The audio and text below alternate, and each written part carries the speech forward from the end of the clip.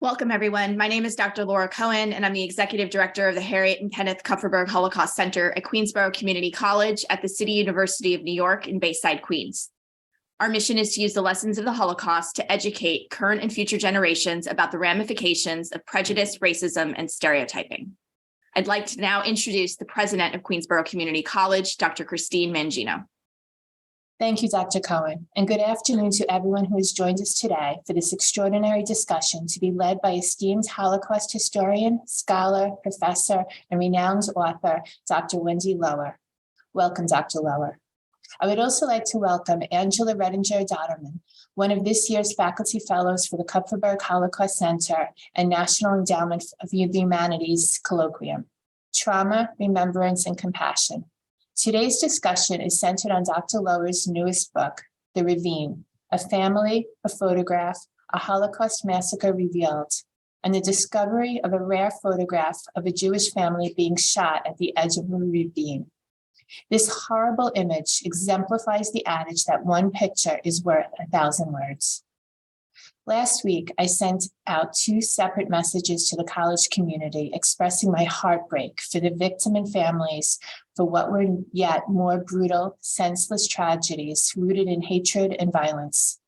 It is the video images of both the mass shooting in California and the brutal police beating of Tyree Nichols in Memphis that are seared in my mind. We must collectively condemn racial hatred. We know from the tragic history of the Holocaust what happens when propaganda, extremism, and xenophobia are left unchecked. This is the purpose of the Kupferberg Holocaust Center, to make connections between then and now, as well as learn from the past. The Kupferberg Holocaust Center, established 40 years ago, was one of the first research archives on the East Coast devoted to the study of the Holocaust. It invites students, survivors, and community members to learn through their hearts and minds and cultivate positive change by standing together against prejudice, racism, and stereotyping. I have had the great honor of meeting with Holocaust survivors who have bravely and generously shared their stories of pain and loss with me, along with how they found the resilience to survive unthinkable circumstances. Their courage is further confirmation to me that Queensborough Community College's Kupferberg Holocaust Center stands for what we can do individually and collectively to speak out against anti-Semitism, champion diversity, and promote equity, inclusion, and belonging for everyone on our campus and beyond. Please welcome back Dr. Laura Cohen. Thank you so much, Dr. Mangino. The Kupferberg Holocaust Center in Bayside, New York is situated on the traditional land of the Mantinecock people who continue to live here today. We offer gratitude and respect to all of the indigenous people of Turtle Island, past, present, and future, including the Lenape and Shinnecock peoples. What I just read is what we call a land acknowledgement. This is a statement recognizing that the land we all occupy in the course of our daily lives, including our schools, jobs, parks, and homes, as well as the names of towns and roads, was first inhabited by another group of people who were forcibly expelled and murdered. Today, we identify those crimes for what they are: mass atrocities and genocide. These horrors continue to have devastating political, social, psychological, economic, and environmental impacts upon and within Native American and Indigenous communities. And as Dr. Kathleen Wentrack mentioned, our event today is part of the 2022-2023 KHC and National Endowment for the Humanities Colloquium entitled Trauma, Remembrance, and Compassion. And it's also connected to the KHC's newest virtual and in-person exhibition, The Concentration Camps Inside the Nazi System of Incarceration and Genocide. Our event today is co-sponsored by the Ray Walpole Institute for the Study of Holocaust, Genocide, and Crimes Against Humanity at Western Washington University, the Holocaust, Genocide, and Interfaith Education at Manhattan College, the Nancy and David Wolf Holocaust and Humanities Center, and the Center for the Study of Genocide and Human Rights at Rutgers University. And one final housekeeping note, please be sure to submit your questions via the Q&A button at the bottom of your screen. Now, to kick things off, please join me in welcoming Dr. Angela Redinger-Dotterman, one of this year's KHC NEH faculty fellows. Dr. Redinger-Dotterman is an associate professor of English here at Queensborough Community College, where she teaches courses in composition and early American literature. Her scholarly interests include composition pedagogy, representations of disability in literature, and women's activism in 19th century American literature, and she received her PhD in English from the CUNY Graduate Center. Dr. Redinger-Dotterman, the floor is yours. Thank you, Laura. Welcome to the first lecture this semester in the KHC-NEH Colloquium Series, Trauma, Remembrance, and Compassion. This year's Colloquium Series explores trauma both historically and in our contemporary culture, and how remembrance and compassion both have and continue to offer meaningful responses to atrocities. I am so pleased today to introduce today's speaker, Dr. Wendy Lower, who will share with us a lecture Deconstructing Atrocity Imagery. Wendy Lower is the John K. Roth Professor of History at Claremont McKenna College and directs the Magrubian Center for Human Rights at the Claremont Colleges. She chairs the academic committee of the United States Holocaust Memorial Museum and has published several books on the Holocaust in Ukraine, including Nazi Empire Building and the Holocaust in Ukraine, published in 2005, and co-editor with Ray Brandon of Shoah in Ukraine, History, Testimony, Memorialization, published in 2008. Her work on gender in the Holocaust, Hitler's Furies, German Women in the Nazi Killing Fields, published in 2013, was a finalist for the National Book Award and has been translated into 23 languages. Dr. Lower's latest book, The Ravine, A Family, a Photograph, A Holocaust Massacre Revealed, published in 2021, received the National Book Award in the Holocaust category and was shortlisted for the Wingate Prize and longlisted for a PEN. The Ravine investigates a single photograph, a rare action shot, documenting the horrific final moment of a family's murder in Ukraine. Through years of forensic and archival research, Lower sought to uncover the identities of the photographed, and in the process, recovered new details about the Nazis' open-air massacres in Eastern Europe and the role of the family unit in Nazi ideology, and a rare case of rescue and post-war justice. Welcome, Dr. Lower. Thank you so much. It's a pleasure to be with all of you here today, especially in the wake of recent events, which seem to be recurring. And by that, I mean the presentation of visual imagery, film, as well as still imagery of these atrocities of the murder of our own citizens here in America, predominantly Black citizens. So what do we do with this knowledge, with this collective seeing? Today, I just want to point out the power of imagery as a source of remembrance, empathy, and trauma, and give you a little bit of background about how I came to my project, The Ravine, a little bit of historical background. And if you'll just bear with me, since we are focusing on the power of the image, it'd probably be a good idea to actually put some images up and walk through this very process of how you work with atrocity photography. And my work draws a lot from the literature right now. Sharon Slavinsky's book that I use a lot in my teaching, Human Rights and Camera, I'd like to acknowledge. Obviously, the earlier work of Susan Sontag on photography and regarding the pain of others, and Linfield's work, Cruel Radiance, and Valerie Hebert, another colleague whose text Teaching with Photographs in this lovely reader, The Holocaust, edited by Laura Hilton and Avi Pott, which I find extremely helpful. I highly recommend that. So we are in an era of the visual, and we have been discussing this issue or debating this issue actually predating the 20th century. What we have is the rise of representations of atrocities, visual representations, both coming out of the world of art history and our own kind of Western aesthetic of that, of how we portray it, knowing the aesthetic of a particular time of how suffering is portrayed. And in the 19th century, increasingly, the distribution of these images because of reproduction capability, whether in print and then ultimately through film and mass media and into the world that we live in today. So these are irrepressible kinds of images. And what do they do to us? That's the question, is what are they doing to the psychology of the spectator? Once we collectively kind of accept these realities, the knowing, the believing, and the seeing, what is our ethical response? This is really, I think, the heart of the matter. In addition to, are we desensitized? Is there a numbing effect? What happens to us collectively, and ultimately, how do we respond to this? And some scholars have said without such imagery, like right now, we're looking at the Goya paintings that are depicting Napoleon's invasion of Spain and how these started to go into reproduction. And they're showing, obviously, the shooting of this prisoner, and the blood is on the ground there, and it's at close range. It's very kind of intimate and dark, but the light is flashing on the victim, the man with his hands up, like in a motion of kind of innocence. The victims there being carried up above in that drawing, and then down below, increasingly portraits as well of sexual violence. And with the advent of photography in the 19th century, these are images from the Civil War. We have famous photographers Matthew Brady and Fenton in the Crimean War, and these victims, these soldiers here in this trench.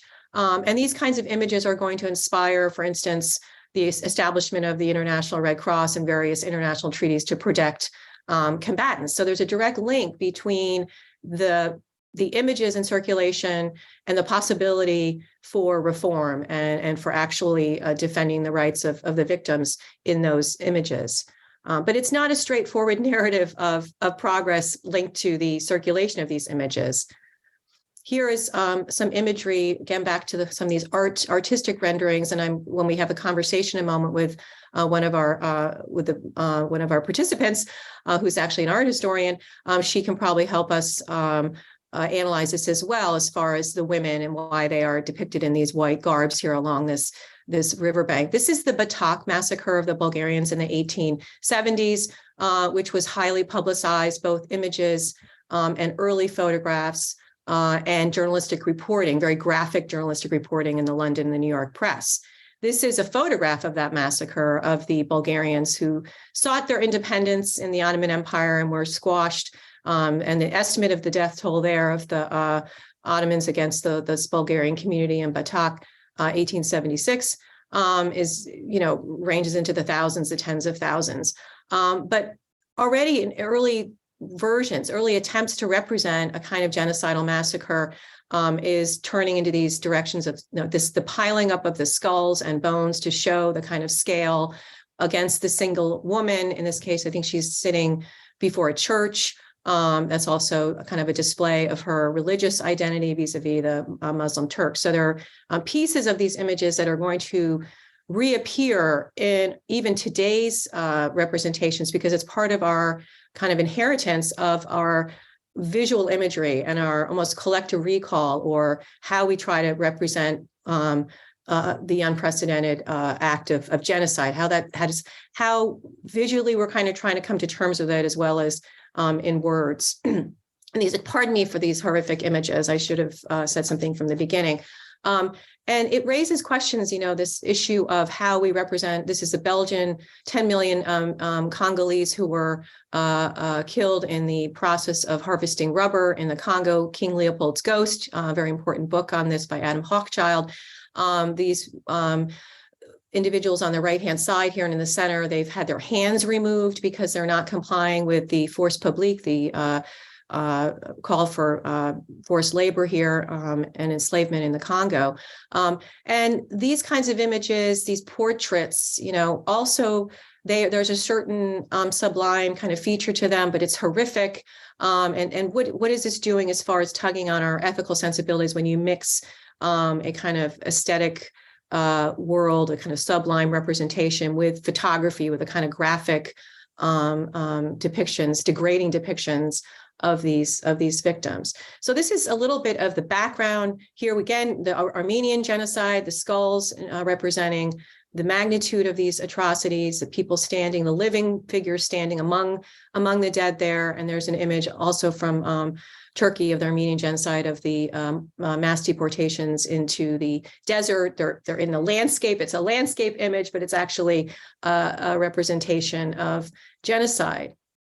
So some of these issues of representations, what we've inherited as a visually kind of the tradition of compositional elements and techniques and how we depict genocide, whether in an art historical way or in photographic way, and specific to the Holocaust, because the Holocaust is one of the most visually accessible genocides, if I could describe it in that way, because of the advent of the portable camera, the pocket camera in the 1920s and 30s.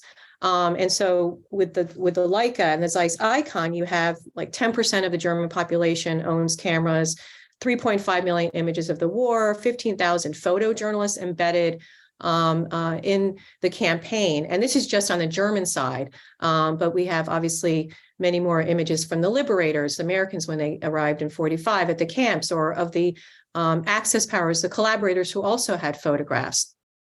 And as I was teaching courses on the Holocaust, and I often would put up images to illustrate a certain point, or to,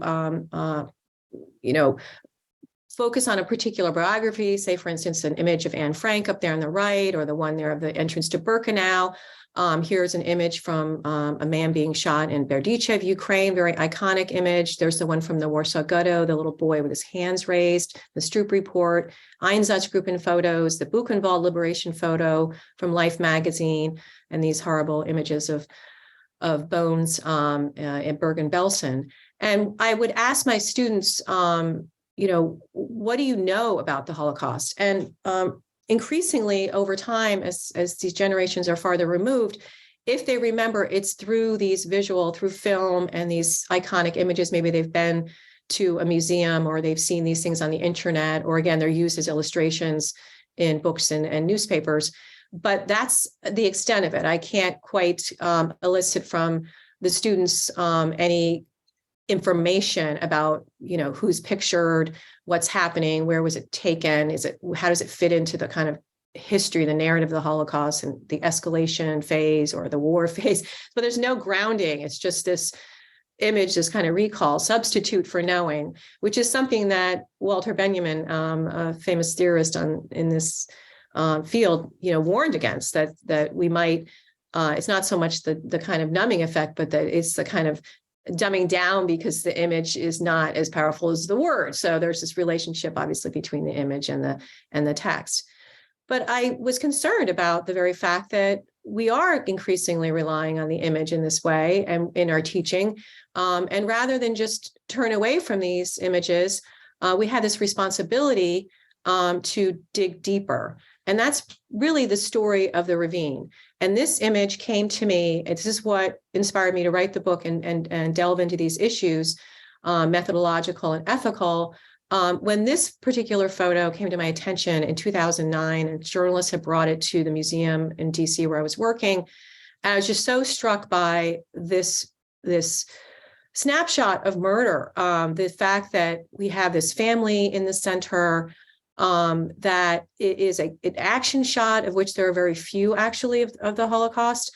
And it is also frozen. It gets our victims are kind of suspended there. It's really, what do we do with this? This is not how they want to be portrayed. It's actually creates all these kinds of conflicts for me, and for many of you, perhaps, as you look at this. This is not how they want their memory to be, for us to inherit that. So they're kind of frozen in this horrible moment. We're looking at them potentially taking on the perpetrator's gaze. It's a woman and child. If you look even closer, there's another child falling off of her lap with the men. There's something pornographic about it, with these men, this gang of men around her pointing their guns. The gentleman pointing the camera is yet another assault, if they even were able to notice. And as I studied it, I started to think about the composition and the visual techniques that we have, and how we can kind of pick apart the pieces of this image. We have the advantage of being able to study it really closely and discover and learn more from it, more than obviously the photographer, because this was taken in 1941, October 13th, 1941, in Mariupol, Ukraine, by a Slovakian guard, who cropped it and composed it in his moment, in his world of 1941. But we now in 2023 have other understandings of the Holocaust and its resonance, like these shoes in the foreground, and how they are a part of our memory and our memorial and museological culture. This absence of presence and presence of absence. The fact that I can zoom in on this and see bullet casings around the shoes, the litter of mass murder. The fact that we know that genocide happens in the open air, it's not all about behind the barbed wire and the gassing facilities, but we have the Holocaust by bullets. It's part of the environment. It's environmental history. The Nazis are putting nature to work here. They're pushing the victims into this pit. Some of them, including the children, will not be shot, but will die in the ground, in the earth, suffocated. And how this scene is part of that community to this day. When I went back and looked at it, it's changed the landscape, it's changed the vegetation. It is a kind of forensic site, a mass murder site, and that the environment is very important for not only providing more clues, but as part of that local history that continues on. These collaborators here, these Germans, shoulder to shoulder with these Ukrainian policemen wearing these repurposed Red Army coats. They don't speak the same language. They're sharing in this act, this anti-Semitic act of hate together. And looking at the uniforms of the Germans, we can study, empirically, that's the empirical part of this. How many buttons are on there? What is the emblem on the cap? Can I zero in on the actual killing unit? Maybe the pursuit of justice is still possible. The action, the motion in this, as far as the direction of the movement here, the firing of the bullet, the muzzle blast, you see the hovering smoke there because victims have been killed before them. And so it remains above the next group of victims brought here. In this case, this family, the little boy with his bare feet, the woman holding his hand as he's slipping into the pit, and the other child on her lap that's slipping down, and the way she's crouching over to try to protect that child. These are some of the pieces that can be kind of looked at and focused on to help us understand more in a more in-depth way what happened to that family. And it's also important, as I just kind of want to conclude a little bit so that we have time, for Q&A. In what Valerie Hebert wrote in her book, 6 million is an abstract figure. A photograph, in this case, of this family at the center being killed is painfully specific. And to appreciate, in our memorial culture, how we should not only bring it down to the individual experience, but in this case, the family at the center of this. And so the photo also kind of launched me into a inquiry into the importance of the family in the history of genocide, whether from the genocide standpoint of root and branch killing. And Hitler said a few months before this photograph was taken in the summer of 41 to his Croatian ally, not one Jewish family should remain on the continent of Europe, that the children will come back and avenge the murder of their family members. And so the intent to destroy, as Lemkin and others define genocide, that the family unit is part of that intention. And also from the victim standpoint, the ultimate horror of being murdered and being murdered with your family members, and the kinds of choiceless that were part of that experience on the part of the victims, and trying to retain their communities as a kind of family unit. And here we go back to the shoes. The kind of big discovery in the photo for me was not so much identifying the family, which I could not do in the end, and was extremely frustrating, but also reflective of the reality of that not every missing victim of genocide can be identified. And half the victims of the Holocaust who haven't been identified, mostly children, were those who resided in Ukraine, who were killed in Ukraine. 1 out of 4 victims of the Holocaust actually resided in what were the borders of Ukraine recently. They're changing now. But the big, I think, one of the more inspiring pieces of this study, and kind of hopeful, there's no real happy ending here, but the photographer and those, the journalists who showed that photo to me in 2009 had to pull that out of the archives. That photo that we just looked at had not seen the, had been available to prosecutors. It was locked up in an archive. Was taken by a guard, a Slovakian guard, who was called into service unwillingly, and young man, 25 years old, was not part of this fascist Slovakian movement at all, was a hobby photographer. And this photograph is his enough moment, his turning point. He took this photograph really not intentionally to humiliate the victims, but to document the crime of all crimes and to bring this photograph back to Slovakia and join the resistance and urge his Jewish colleagues and friends not to go east when the deportation calls started. And he ended up hiding a Jewish family in his attic. And he took several photos that day, and it became his visual testimony. And he, in a way, inhabited this role of what is today a humanitarian photographer who documents these crimes to try to report to us what's happening so that we can collectively see, know, and hopefully respond. And here is the photographer, Lubomir Skrovina, and he donated his camera before he died to the Museum of the History of Jews in Bratislava. I had an opportunity to examine it. It was also an important methodological part of my research. When you know the make of the camera that's used to take an image like that, you also can determine the number of snapshots, the number of images that can be reproduced from it. And he took 7, that camera could hold 7 to 8 images, and he took 5. So we have his visual testimony of the Holocaust on that day. So I think I'll just stop there and leave time for more questions because it's 9:30 and we have a few people here who probably would like to engage in a conversation instead of a presentation by me. Thank you, Dr. Lower, for sharing your powerful work with us. I am happy at this point to welcome the moderator for today's conversation, Dr. Kathleen Wentrack. Dr. Wentrack is professor and chair of the Department of Art and Design at Queensborough Community College. She has published extensively on Carolee Schneemann and Mary Beth Edelson, including Carolee Schneemann, I Body Number 5 in the Female Side of God, Art and Ritual, in conjunction with an exhibition at the Jewish Museum, Frankfurt. She has published on women's artist groups, including 1970s feminist practice as heterotopian, the Stitching Vrouwen in de Beeldende Kunst, and the School for Creativen Feminismes in all women art spaces in the long 1970s from Liverpool University Press in 2018.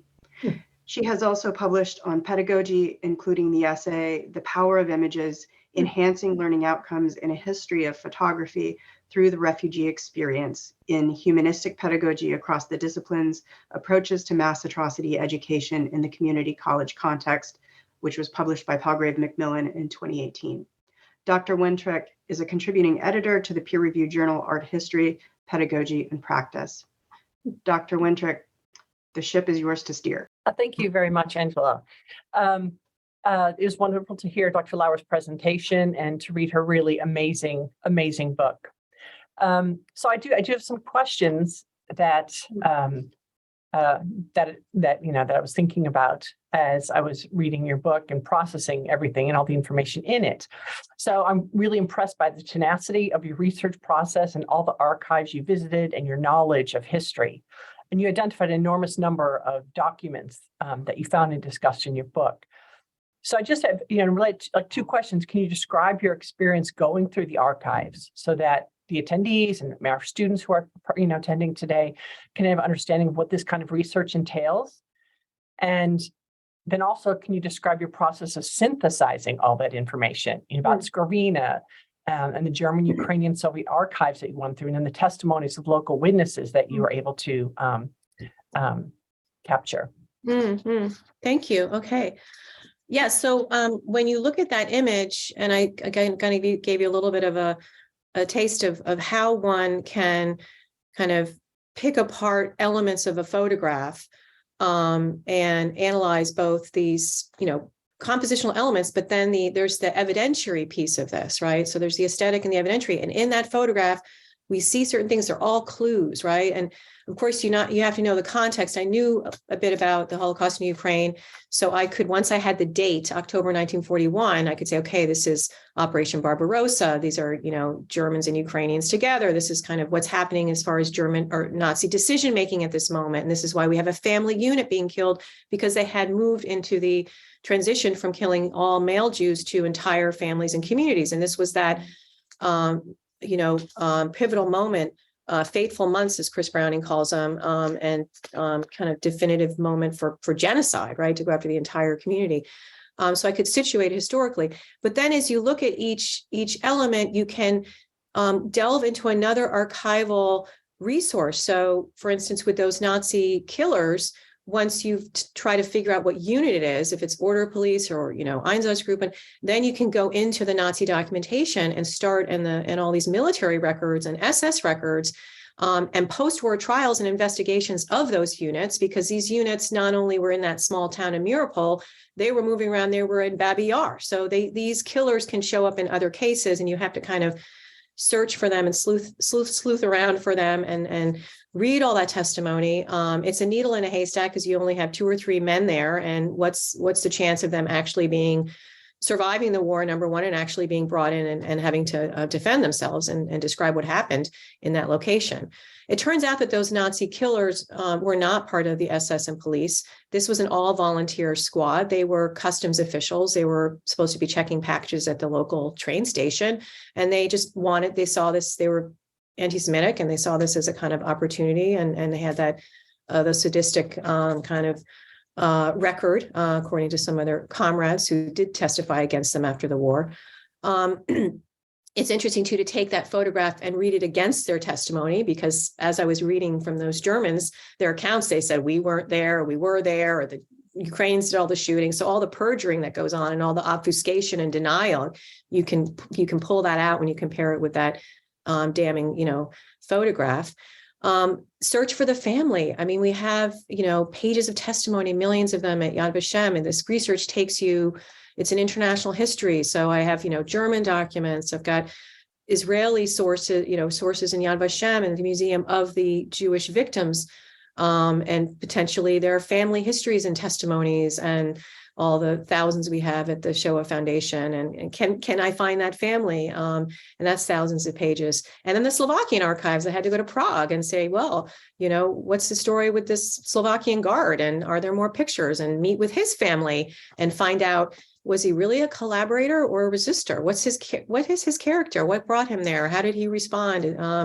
So what was, the use of this photograph? And then the photograph as an object over time, is it always in the archives? Is that the provenance of that photograph is important as far as these images can put things in motion as they get out of the archives in the way that we're talking about it today. And I just found out that photograph was actually in the film, the Ken Burns film on the America's response to the Holocaust. That photograph came, my photograph was up on the screen. So, wow. It's just an interesting story on all these different levels. Wow. Thank you. Thank you so much. So one of the things that's noteworthy about the Ravine is not just that you explore a series of photographs that are emotionally challenging to engage with, but that you kept your attention focused on these images over a period of many years. So an issue that we've been exploring, as Angela was explaining, the issue of colloquium is the difficulty of looking towards trauma, and in this case, of photographic evidence of atrocity. And this kind of looking is important for cultivating compassion, but can take an emotional toll on the looker. What was necessary for you to be able to sustain this kind of an extended focus on these difficult images? Yes, there is that discussion over kind of compassion fatigue or desensitization or numbing effect, which I have not experienced. It's a speculative kind of argument. Given what we just saw in the media last week, that footage, and some of it, actually, I couldn't look at, not because Iris Nichols, yes. Right. Thank you. I think it's the moral outrage. I mean, the response is this reaffirmation again and again of the extreme violence that we are capable of, that is our society, that is our world. And it's not really specific to, it's worse in some places than others, for sure. We have to preserve those distinctions. But when we looked at those images that I showed earlier in the presentation, going back, and how over time, this human ability and this human suffering is coming up again and again in all these different forms, as long as we have the words and the creative capability of putting it in these forms. And not, there's a whole pattern there that I don't think we've really focused on enough. And and those creators of those images are trying to tell us again and again, this is what we do. This is what we do to each other. And challenging us to make something of that, to respond to it. So that's the ethical piece. And that's what makes us human. So, and it is kind of an ethics of failure, but it's also about the potential for change. And there has been some progress because of the increasing awareness of this. And this increasing violence that people experience that carries through generations. We know there's transmission through generations. So, it's coming at us through these different ways. And I think increasingly we're getting to the point where,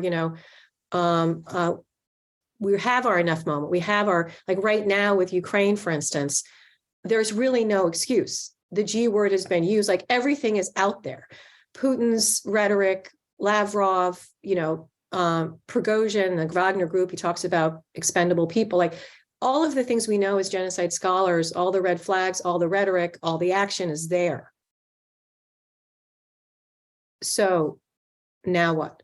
And this could be a very interesting moment, a kind of breakthrough moment. I'm hoping and each time I come with that hope. So it's not for me in any way desensitizing. I think there's this accumulation reality, and there can only be change at this point. There can only be change. There can only be a breakthrough moment. It's just, we have to hope. But also about the, what about the emotional toll for you as a researcher looking at all of these images? Not that being desensitized to it, but just. Yeah. Well, I have to say that, in terms of the, whether nightmares or sleepless nights or, moments of deep, sadness, dismay, disillusionment, what have you. I have to say that it's really about images and texts, that no, source type, I would say. And I worked on diaries as well, and wrote an edited one. And I have been as disturbed by very vivid, written testimony from victims and perpetrators, as I've been from studying this image for, more than 10 years. And it has there are different ways that it gets into kind of your psyche, but I am so privileged to be able to do this work. I have not been directly impacted, fortunately, by genocide. I'm a scholar of this. This is my calling. This is what I have committed to do in my life. So that decision was already made decades ago. And it keeps, and I keep affirming that. Sometimes I finish a project and I say, well, maybe I should go work on something else, but then the material comes back to me. And because I've been working on it for a long time, it becomes even more compelling because I can see more. Like this image, the first time I saw it, as I discussed in my presentation, all the layering that was there. So I feel like I have a kind of a head start, and that's why I also teach with these materials, to try to convey that knowledge to my students and give them a head start. Mm-hmm, mm-hmm. So I guess, how did you first get involved in research, and specifically Holocaust research? Like, when did you first start? I know a lot of our students are involved in undergraduate research at the college, and this can also be a time for them when their research interests are sparked, and then brings about this love of, lifelong learning that we hope to instill in our students. So how did you first get involved with research on the Holocaust? It came to me because I just was open to what was going on around me at that moment. So first of all, it's picking up a book.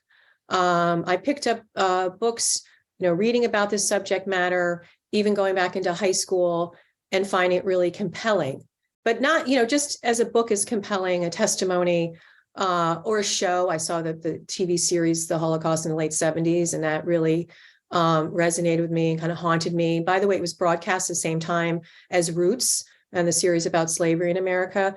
And the two of them just like eye-opening moments. It's like part of your how you come into the world, like how you mature, cognitively. And then by the time you get to college, you are delving a little bit deeper intellectually, you're doing more. And when I graduated, suddenly in the early 90s, the collapse of the Soviet Union, I was in the world in a particular context. The Holocaust Museum was about to open its doors. Elie Wiesel was kind of out there as this moral force and this powerful speaker, speaking to these universal lessons and providing a kind of moral frame for what's happening, in the world and what had happened historically.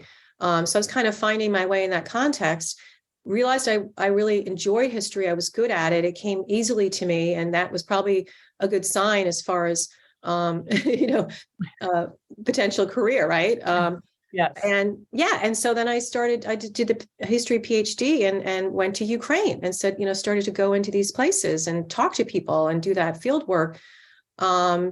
And then worked at the museum and became part of a professional kind of community. And that was that supportive infrastructure and all those resources, that were available. So it's, a combination of influential factors that kind of take shape in a very formative time of your life. And then, of course, genocide has continued, the field has expanded, and the, possibilities for this research are ever greater. So it's not something in the past. So it's, also keeps you motivated and it keeps the energy going. Sadly, because these horrors continue, but also because I also grew up among the witnesses. I should emphasize that as well, that to have survivors in my community and to be able to talk to them and even to talk to perpetrators and to know that this traumatic history of the Holocaust was part of my lifetime. Like in the scheme of things, I was growing up in the aftermath. I was part of the aftermath era, and situating myself in that as well, and kind of acting on that moment as well. Thank you. Yeah, I have a couple more things too I'd like to ask you. So your research in the book brings the Holocaust from, these often spoken of very large numbers, 6 million, those murdered, to the reality of the experience on the ground, of a few, the photographer, the witnesses, the families, the perpetrators. And then you were looking at the family, the destruction of the family unit, as a perspective, in contrast to considering an entire group when discussing genocide. What can we learn about writing history from this more local perspective, from your experience researching the Holocaust in this story? Yeah. It's interesting, the discussion over kind of these, as I mentioned, my colleague talked about this, like the specificity of this, what she calls, or she's quoting another scholar, painfully specific, and kind of bringing the history down to this kind of intimate, personal level, naming names on remembrance days, doing these local studies. My dissertation was a regional case study of Ukraine, of Zhytomyr. So my approach has typically been with a single diary, to humanize this in this way, get down to these very kind of ground level reconstructions, because those bring out the complexity of the history. This is where I find the gray areas in these, down at this very specific level. But that approach cannot be kind of untethered, kind of isolated from the magnitude of this. So this is European history. And so I'm kind of toggle back and forth. And my first book was on center periphery issues. Like there is this specific thing happening in this place and time. Where does this originate? It's got a much bigger, there's a much bigger story around it for making this possible. But the suffering of this single man is not isolated. It's not an isolated incident. This is part of a systematic companion genocide. And then kind of to blow it out into the bigger picture, to make it more concrete, but also to be able to explain historically the genocide in this case. Right. And how it could possibly happen. Mm-hmm. Right. And again, because the bigger questions of the how and the why, you've got to bring, it has to be concrete. You have to come down to that level to understand. So you're looking at a lot of different photographs among other different sources, but think about how photographic technology has changed so dramatically, certainly since the Holocaust, but even within the past 10 and 15 years. Photographic images are so much easier to produce and thus seem to be produced in exponentially greater numbers. And beyond that, the way these images are stored has changed. So many photographs never become printed, never become like a tangible, artifact you have in your hand. They're both lost forever on expired devices or abandoned digital platforms, or they live and are exchanged indefinitely and unpredictably through digital platforms and social media. And of course, editing technologies, with Photoshop, they've made the image less reliable as a documentary artifact. They can be augmented or even manufactured in their entirety. Have you thought about what this means for the future of the work of the archivist?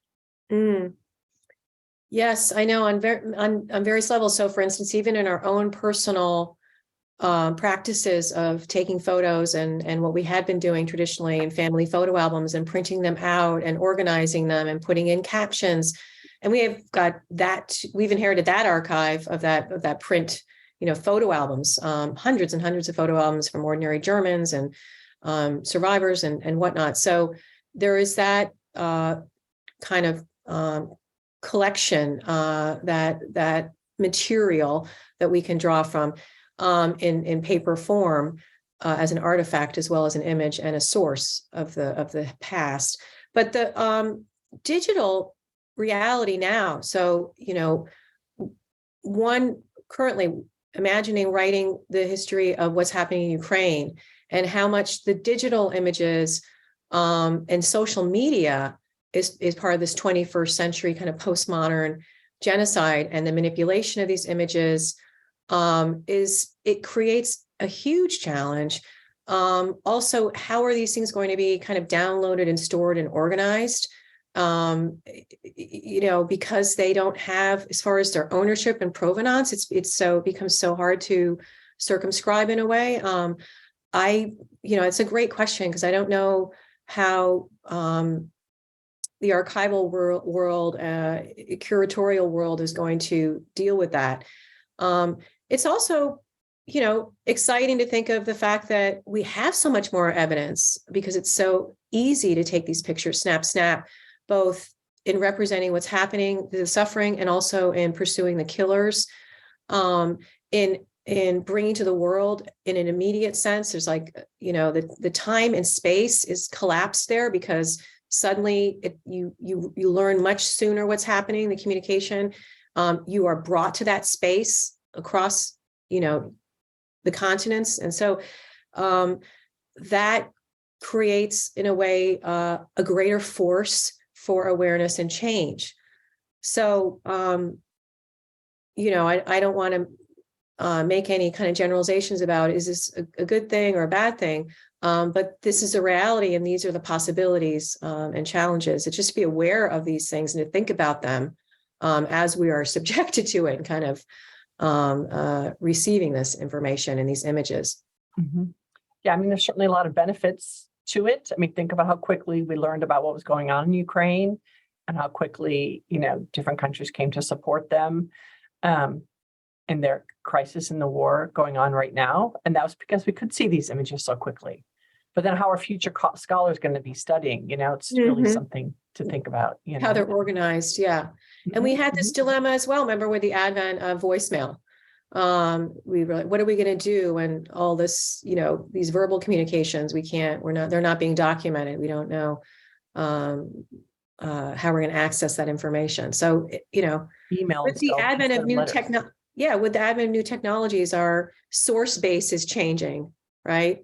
And what kinds of gaps potentially are going to emerge because of that new technology in our knowledge, or what kinds of new knowledge can open up because of that technology? Yeah.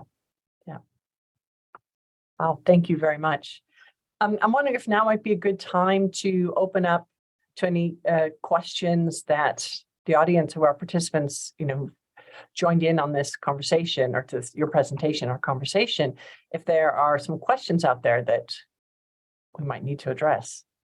Kathleen, there are a couple of questions, actually, they're separate questions that have been raised, but I'd like Dr. Lower to maybe consider them together.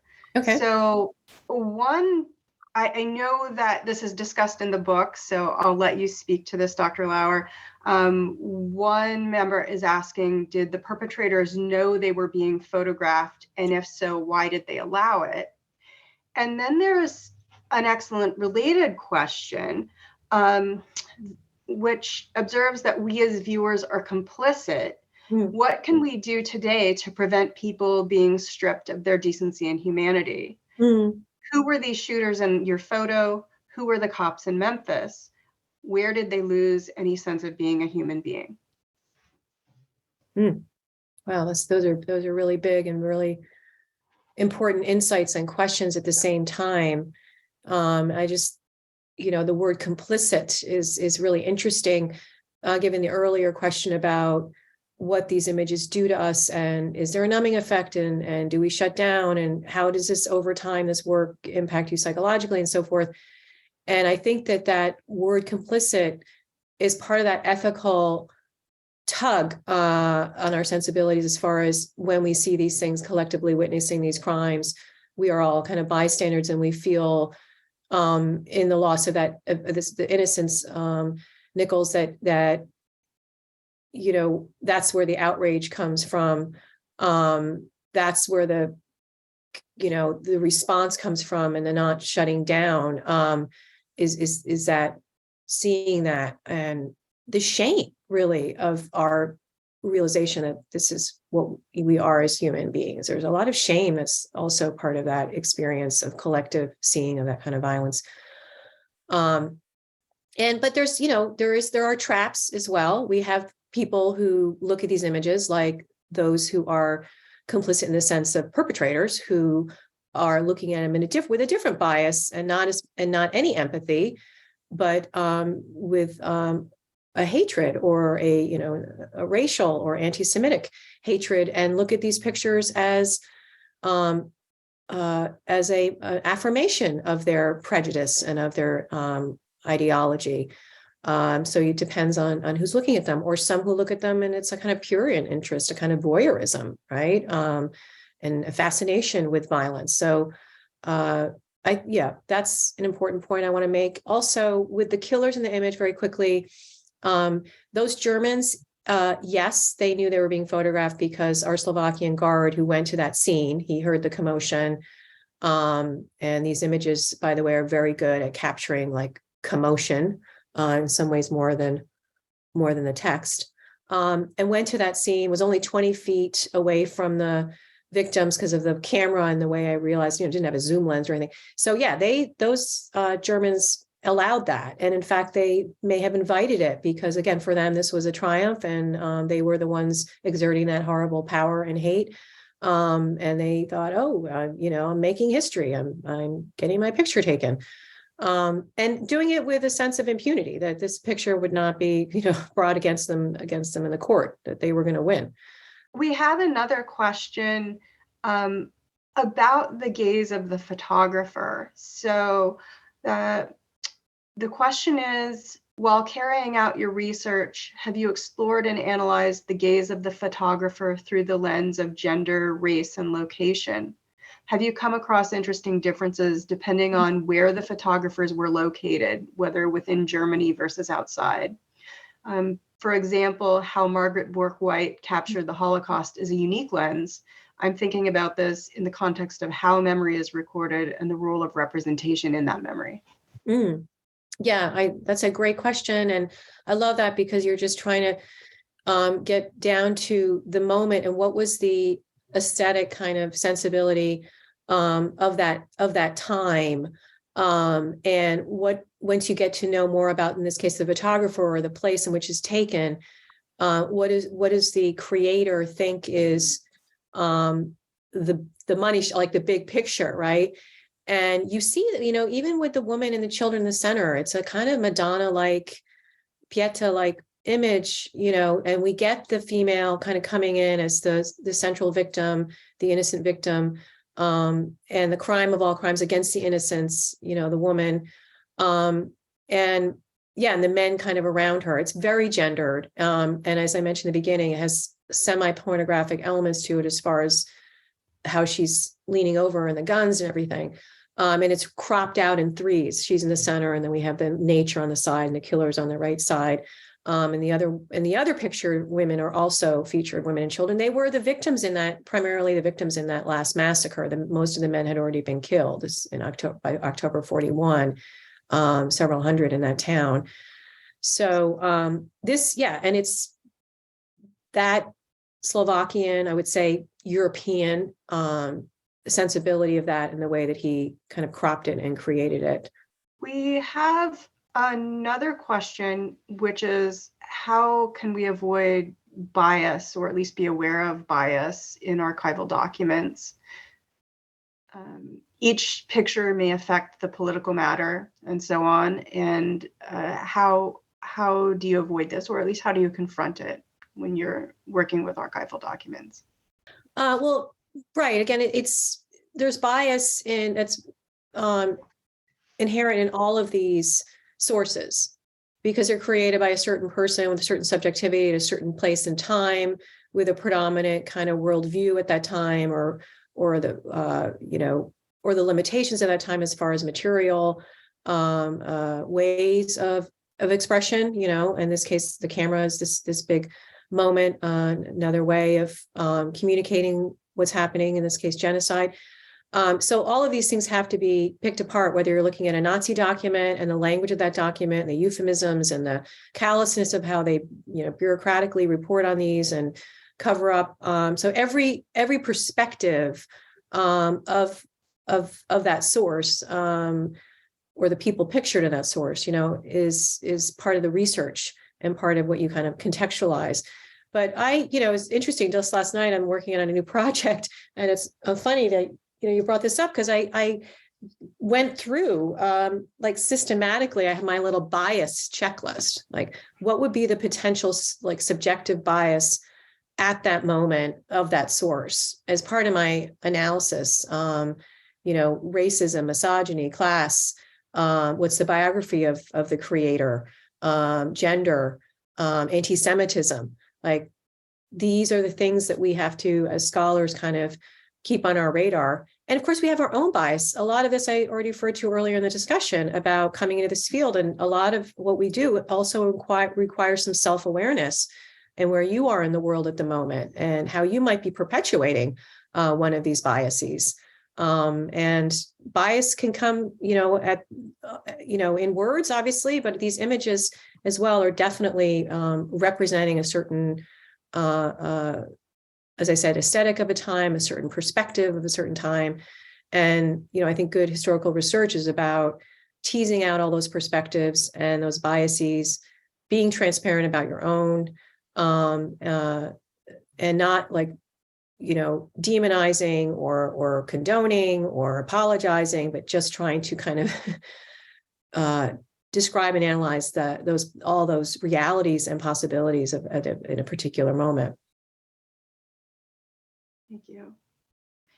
And we have one more. How do you think the legacy of the Holocaust would be different if we didn't have these visuals and only had statistics, or even only had textual evidence? What do visuals bring to our understanding of what the Holocaust means? Well, I think that they kind of penetrate our consciousness in a much bigger, broader, and even deeper way.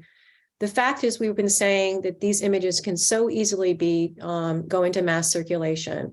Pictures tell 1,000 words. Pictures as evidentiary, as kind of confirming this absolutely happened. They have a very a force that, if I read Primo Levi, for instance, he's among my favorite, or Ruth Kluger, The Testimony, they are very powerful as well, those voices. But for a broader audience and the museum culture, and for keeping kind of the memory alive, and the way that our world works and the way that people absorb news and kind of navigate the world, it's just it's so visual. So to have this history be part of that representation in a big way, because as I said, we've got millions of these images and people are seeing them in museums and they become iconic, that we have iconic images, that the recall of these in our imagination is a start, even if it's all mixed up, even if students are just kind of seeing some of these things and don't know how to, and then it's our job to help them, identify, analyze, understand. But it's a really important starting point for keeping this history alive, keeping the memory alive, and that we're aware of those images and the perpetrator gaze, who said that the faces of the victims, humanizing the victims, that is possible through these images. And I if we didn't have those images of the victims, for instance, and had only kind of the Nazi record, like the image that I just showed you, right? Because these things kind of compete with one another in our recall, right? If we didn't have those images of the victims, I mean, how much of a loss that would be for this history, and then our ability to recount it and to empathize.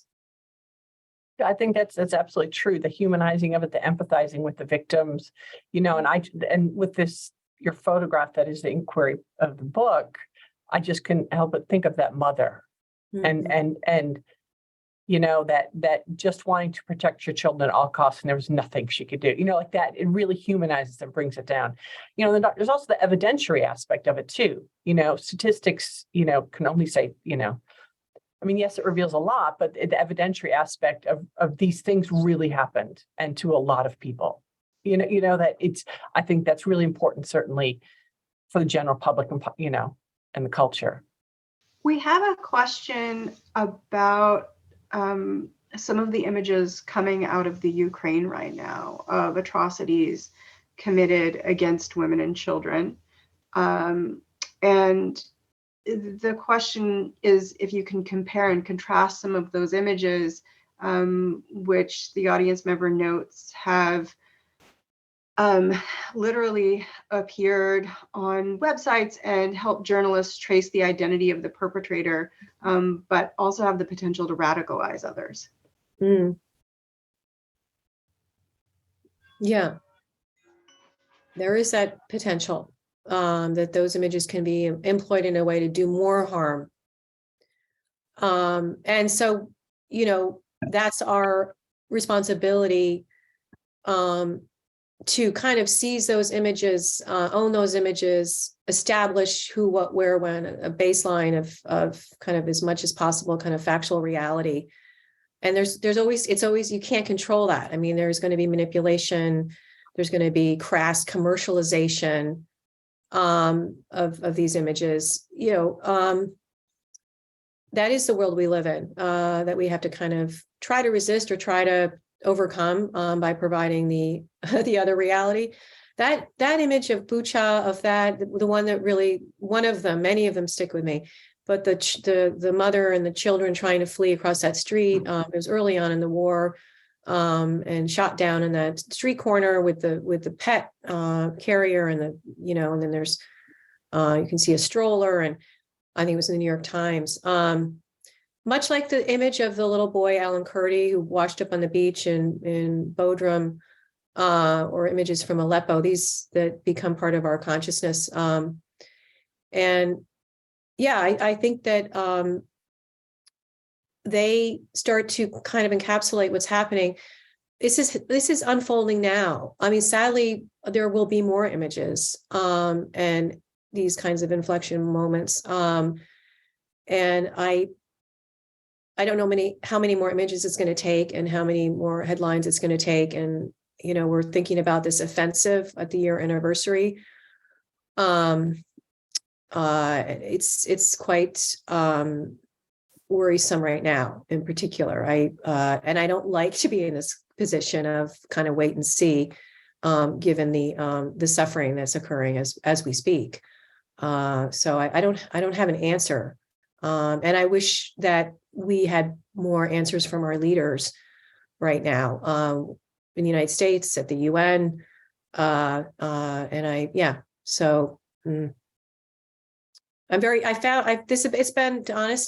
has probably been the most difficult year of my research, to see, my historical research on Ukraine with genocide and genocide again in the same place.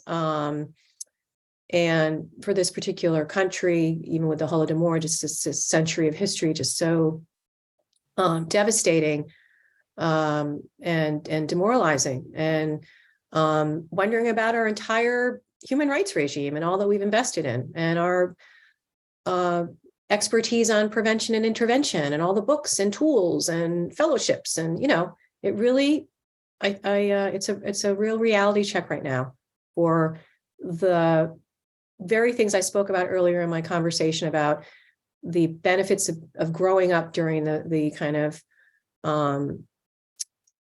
growth of these institutions and of these mandates, and to not see this kind of follow through and kind of working in the case of Ukraine right now is very troubling.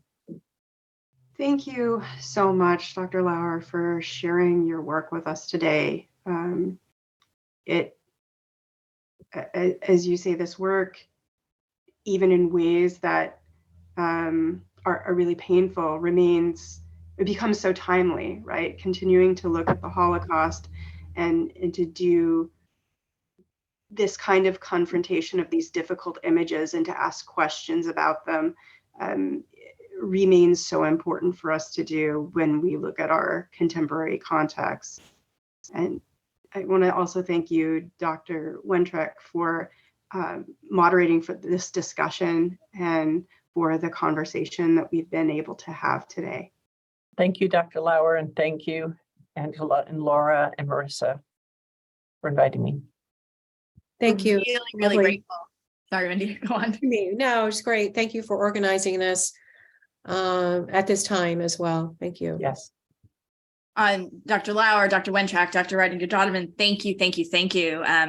Dr. Lower, you mentioned something early on, which is the impact that the TV series Holocaust and Roots had on you, which actually also galvanized me in many ways. And as a young person going to Hebrew school, I remember very clearly the atrocity imagery they showed of the camps. And that's sort of the first generation of students learning through atrocity imagery about the Holocaust, and in many ways scarred me, and in many ways still informs the work that I do. And I think about that now as we are bringing more students into the Kupferberg Holocaust Center, and we have a concentration camps exhibition on the wall, and our team, Marissa Hollywood and I, our associate director, and Dr. Carrie Lane, who's associate professor of English at Queensborough, and also the curator in residence, we spent a lot of time looking at these images. There were a lot of tears, there was a lot of frustration, and a lot of just like processing it.